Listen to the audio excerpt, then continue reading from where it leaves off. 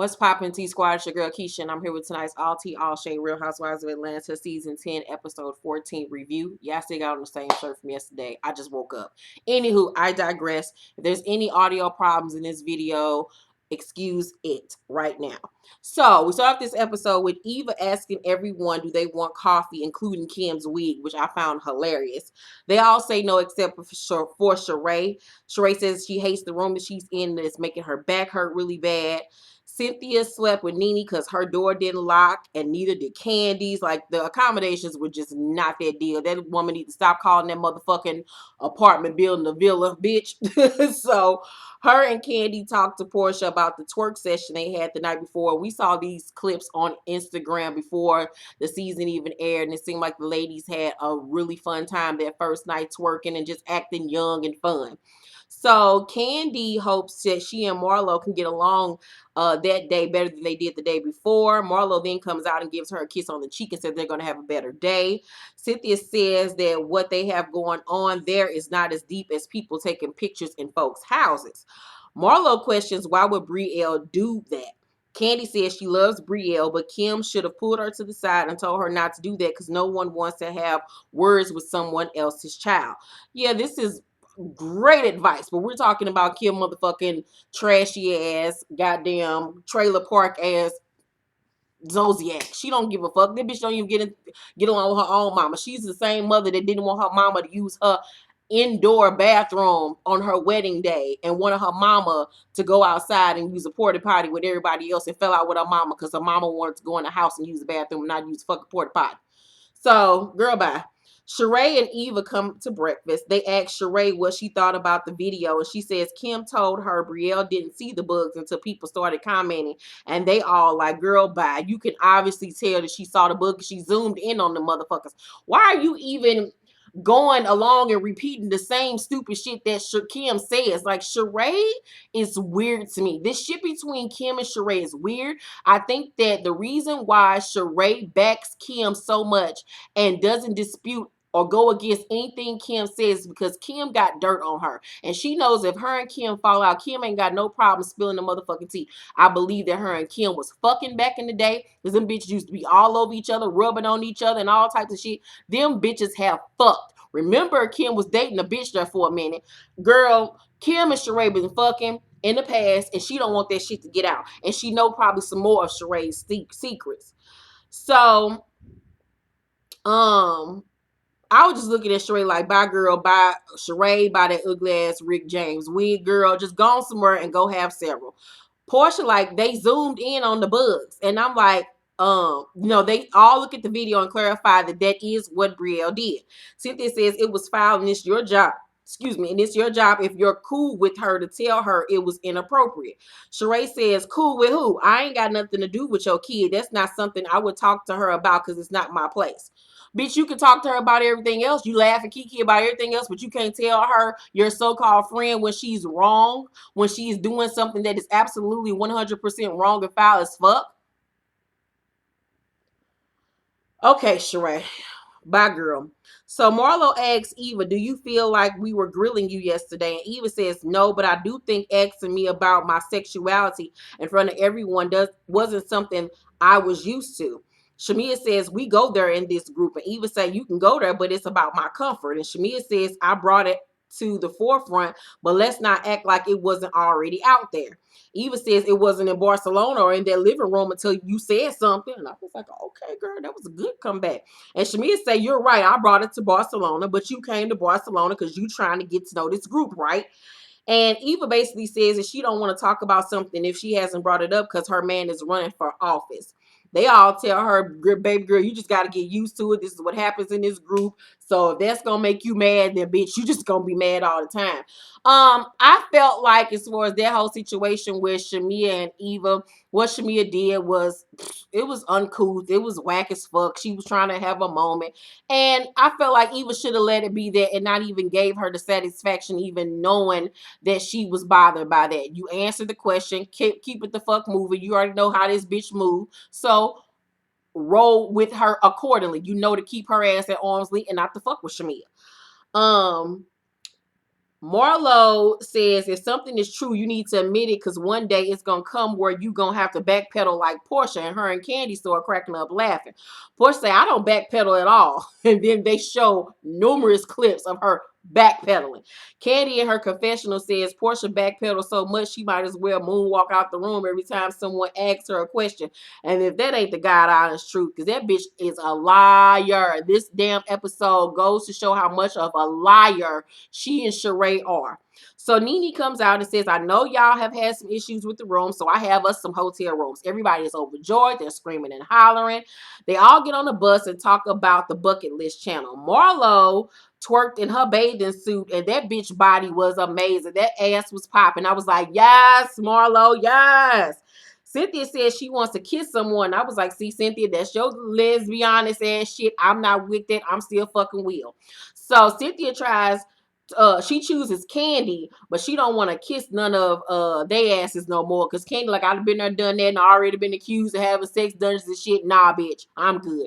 So Porsha then steps up to the plate and they kiss. Cynthia tries to tongue her down, but Porsha acts like she ain't into it. But we all know she low key is. Candy like, girl, bye, stop playing. You're a pro at this. Get over there and stick your tongue in her mouth like you did me. So they go riding around these carts and Porsha runs into another cart, and it's the producers in it. She blames it on faulty brakes, but we all know she just ditzy and dumb and up here trying to drive in 6-inch heels and shit. So then they go to the market to eat lunch, and Marlo and Porsha are sitting next to each other, and that's key to what happens in this scene. They like literally shoulder to shoulder. Porsha eats octopus and says she's backpedaling on being a vegan. Girl, we all knew you was lying, and that was just a fake ass storyline for this season because you had nothing else going on in your life that you wanted to talk about. Girl, bye. Nene asks what happened at breakfast, and Porsha says we were talking about a friend's daughter who may be in a situation. How should you as a friend react? Nene says Kim is wrong. She's a horrible person to walk into someone's house and video it. Shereé says, I mean, it's clearly not a roach. And I'm like, bitch, but you didn't say that to Kim when she showed you the fucking video. You could have shut this whole thing down right when y'all had dinner that day and she showed you the video. You could have said, girl, that ain't even no damn roach. Stop it. And why was your daughter filming in that woman's house in the first place? And you wrong. But instead, you sat there and cackled like a little goddamn porch monkey, like you are, and kikied in that bitch face like it was all good. Shut up, Shereé. Bye for bitch.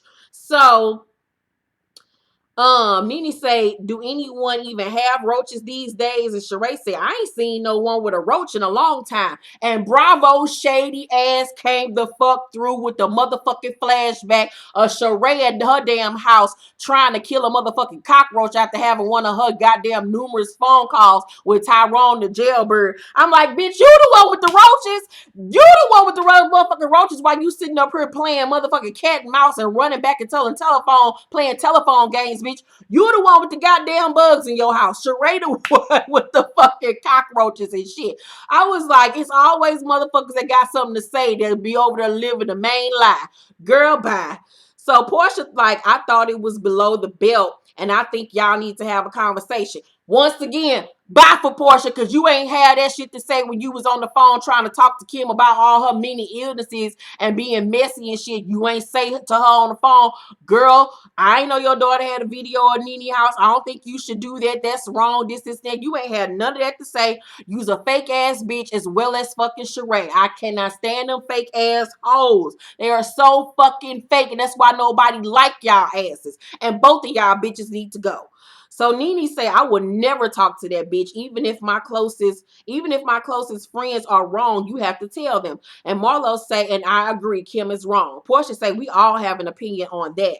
Nene say, when you and Shereé were having a phone conversation with her, you could have said, you wrong, bitch. And Shereé talked to her more than anybody, or you going to have a conversation with her.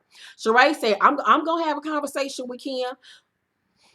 Bye, Shereé, because you already saw the goddamn video, you lying whore. So Candy say, are you going to let her know that wasn't cool about the video? And Shereé starts stuttering. So I'm going to let her know everything that we discussed here. Meaning, no, I'm not going to tell her she's wrong, but I am going to run back and tell her that all y'all think she's wrong, but I'm not going to personally say she's wrong.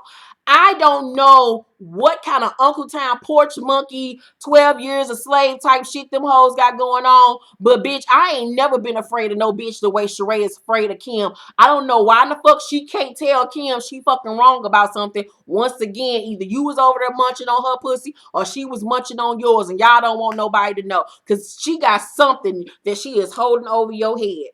So Nene in her confessional say Shereé Wigfield.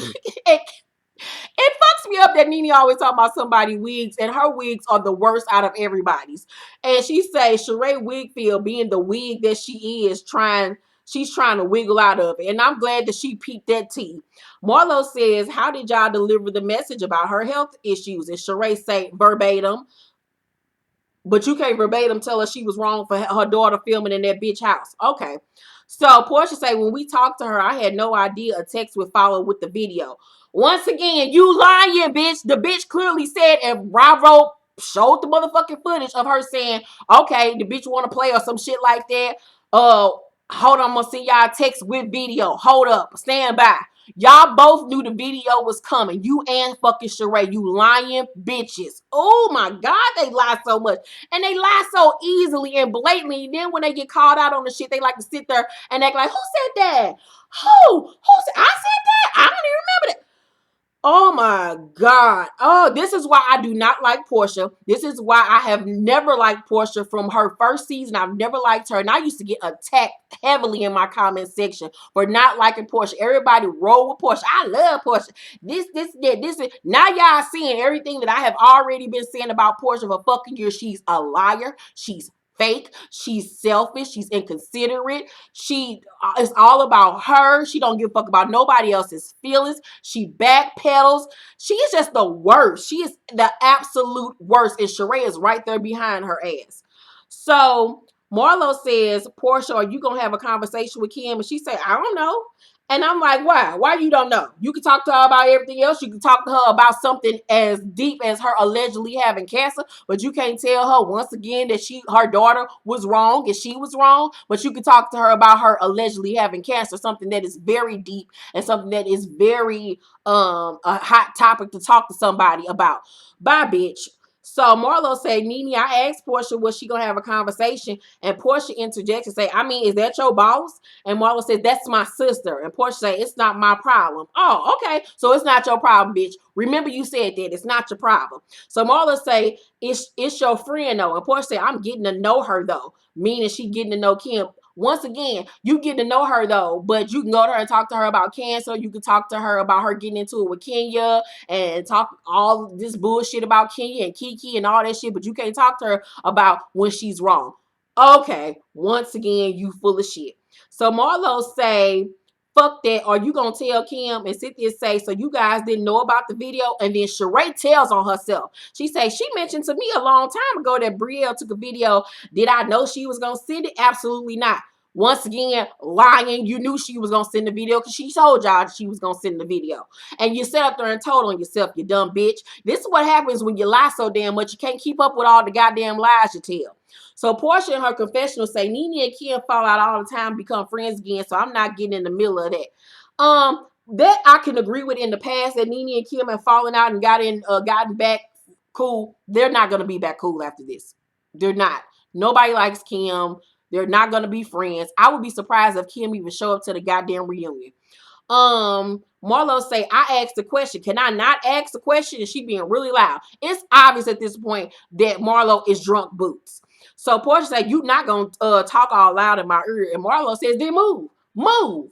And Nene is scared, honey. Nene is scared to keep on trying to tell Marlo to calm down because she know Marlo go from 0 to 100 real quick. She know Marlo is a killer. Remember, Nene even got punked by Marlo back in the day at that baseball, the challenge, whatever that thing that was, that relay race thing they had years ago. And Marlo came to check her ass, and Nene made sure she walked her ass off and got in the car and left.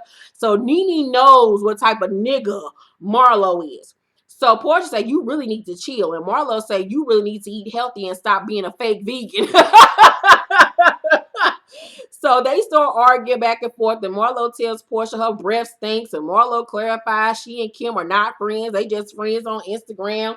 And she bring up some shit about people having IKEA furniture. I'm like, what the fuck is wrong with IKEA, bitch? Shit, most motherfuckers can't afford IKEA or Target ass furniture, that high ass bullshit. Nene tells them they all crazy to talk about each other's houses, and I 100% agree. Porsha like, thank you. And I'm like, bitch, you the main one that egged on this whole conversation, bitch. You, Kim, and Shereé are the problem. So Porsha then starts to cry because her mama brought her the doormat that Marlo was talking about. Marlo was clowning her doormat being too small for her front door. And she started crying and shit, trying to play the victim once again. Marlo like, you wasn't crying about that lie you told. She was like, Candy, I know what you went through, girl. I feel bad too. People don't think about that stuff. And Porsha said, you so low down and childish, girl. No, she told the truth. Marlo then she like pop her fan in Marlo's face like Ken did her years ago. Now, mind you, they shoulder to shoulder. They right there in each other's faces. So her popping that fan in her face was being shady, and it was like a sign of, bitch, what you gonna do? Do something. So then Marlo tells her she's fake crying, and they continue to argue. And Marlo say, a Matt hurt you more than it hurt Candy.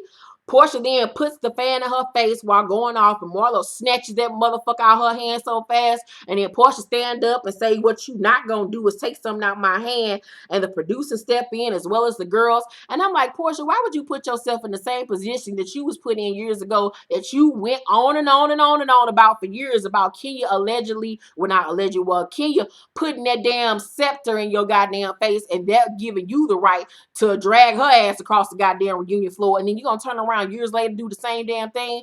Girl, ain't that the pot called and the kettle goddamn black? So Candy say, let's just remember, Porsha, you didn't like when something was put in your face. She says that in her confessional. They all leave the market so they won't get locked the fuck up in Barcelona. Porsha cries to Shereé and Shamia about the situation. Marlo says Porsha is fake being upset over Matt to the other girls. Eva says that she provoked Porsha. Candy says every time somebody get into it with Porsha, they bring up what happened with her and Porsha, and it gets Porsha upset because she knows she was wrong. Porsha says, I know a lot about what Marlo did to Nene, but I'm not going to go there because Nene told me in confidence she is a street person now who wears designer things. And I was like, well, girl, what's the point of you bringing it up? See, this is why you get in trouble all the time, Porsha, because of your goddamn mouth. What is the point of you bringing up something that Nene said to you in confidence if you not going to say what the fuck it is? Shut up sometimes, because now this is opening a whole nother can of worms. So Nene say, we gotta go. I ain't been locked up in years, child. I was like, girl, I know that's right. So they catch a taxi back to the villa. Porsha says that Marlo was in her personal space, and she denies that she was the one that actually egged on that confrontation. I'm like, so once again, everything is everybody else's fault. You ain't do shit. You was the victim. You and Marlo were wrong. So Candy and Nene call and tell their husbands what happened. Porsha in her confessional says that she feels beat down and broken down by the girls. I wish I gave a fuck, 2 tears in a bucket, about Porsha and her goddamn victimized goddamn feelings. I don't care about Porsha's crying. I would feel more sorrier for Porsha if she came into this season being absolutely 100% remorseful.